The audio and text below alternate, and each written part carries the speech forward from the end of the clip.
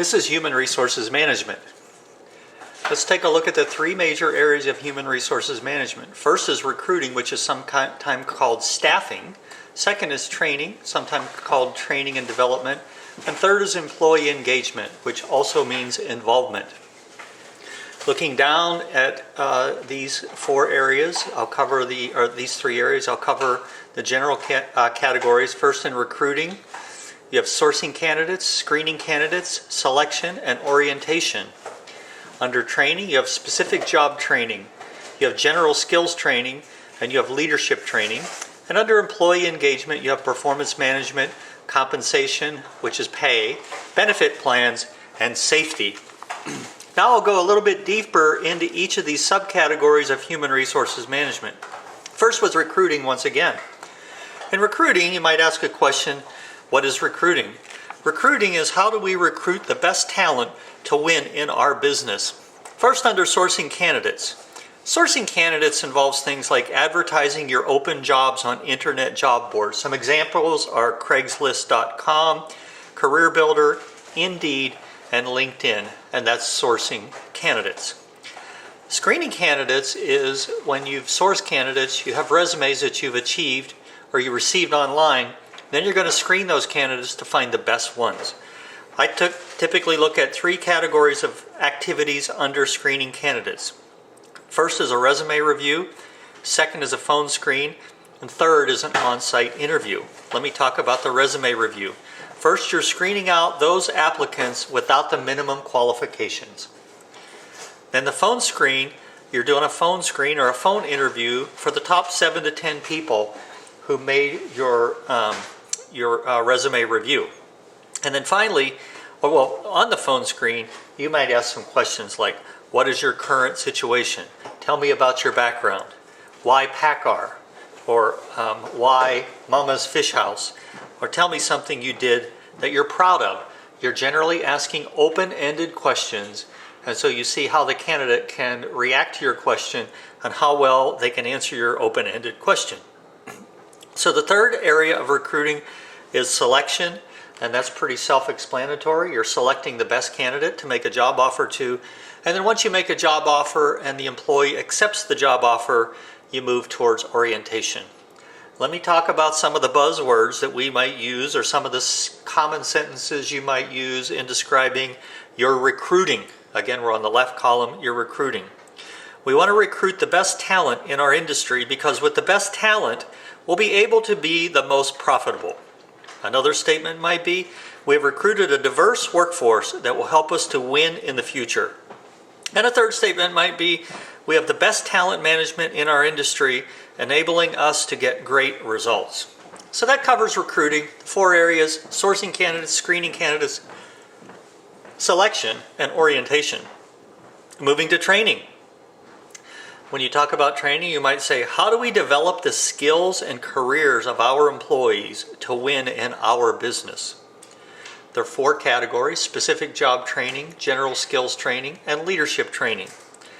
Looking deeper into each of these, under specific job training, that's training to do your specific job. Some examples might be product training for a car salesman. They have to train to learn every little feature of the car, under the hood, inside, and outside of the car. Or Mama's Fish House. The Mama's Fish House waiter was telling us how she had to train on each kind of fish. She was learning the products that are served in her restaurant. So that's specific job training. General skills training are training programs that are designed to give skills to employees. For example, for office employees, they might take training on MS, Microsoft Word, or Excel. For service employees in a hotel or a restaurant, they might take general skills training on how to provide customer service or how to be hospitable when you're dealing with customers. The third area of training that I'll talk about is leadership training. For example, how to be a supervisor of a small team. Like the sushi bar workers, when we sat at the sushi bar, their supervisor was taught how to do leadership of those sushi workers.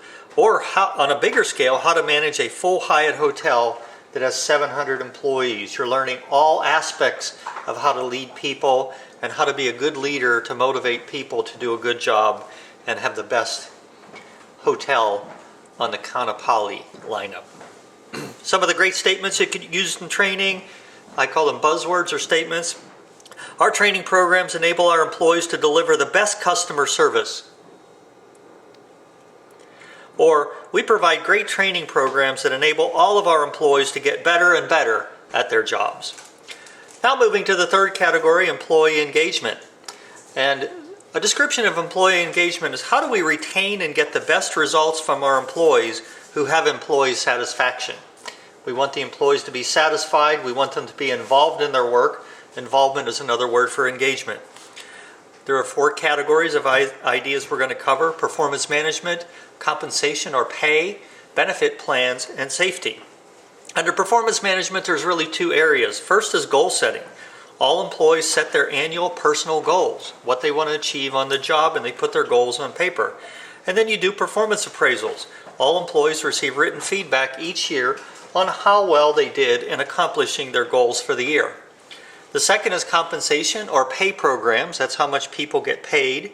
That's part of employee engagement. Hopefully your better employees get more pay. And then benefit plans. There's a lot of different benefit plans that companies offer. These are administered by human resources management departments. A couple to mention are health insurance benefits or retirement benefits. And finally, under employee engagement is safety. We want to have a safe and secure workplace. Some great statements that you can use under employee engagement, for example, might be, we pay for performance so that our employees who get good results receive an excellent compensation package. Or our benefit plans provide security in the lives of our employees and their families. So that covers the 3 areas of human resources management and the subcategories. Now I'm going to talk about some of the questions that have been asked on previous DECA questions.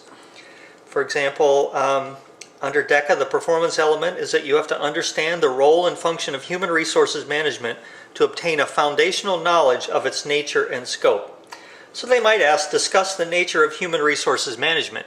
And in answering that, I always try to tie it back to the 3 areas of human resources management. So my response would be, there are different ways to look at human resources management, and the way I look at it is in 3 main areas. First is recruitment, sometimes called staffing.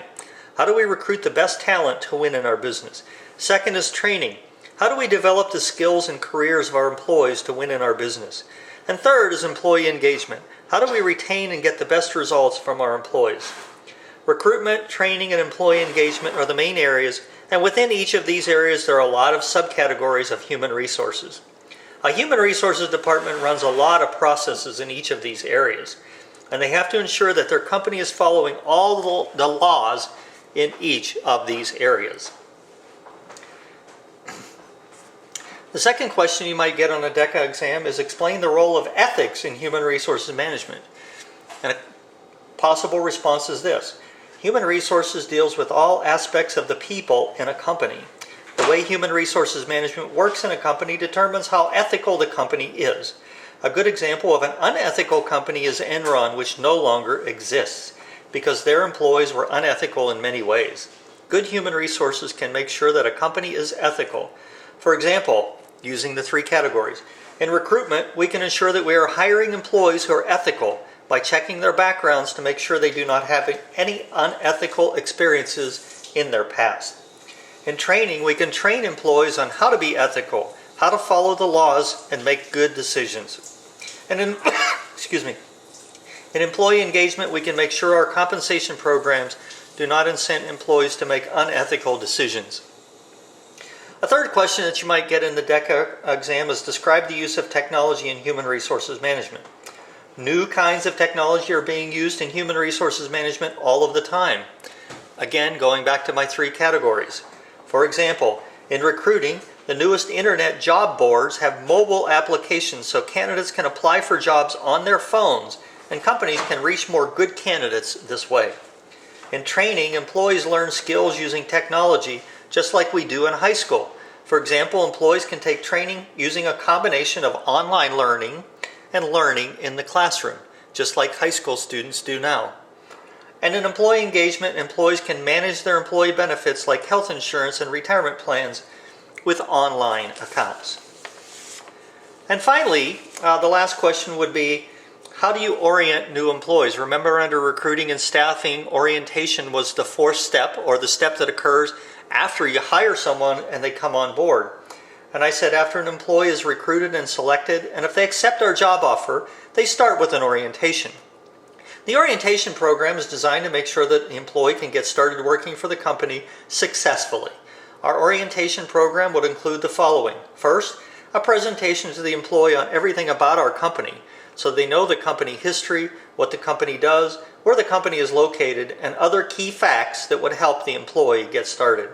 An introduction to all of the people that the employee will be working with, and third, some training programs the employee can take to get started very well at the beginning of their job. This concludes Human Resources Management. Remember, recruiting, training, and employee engagement.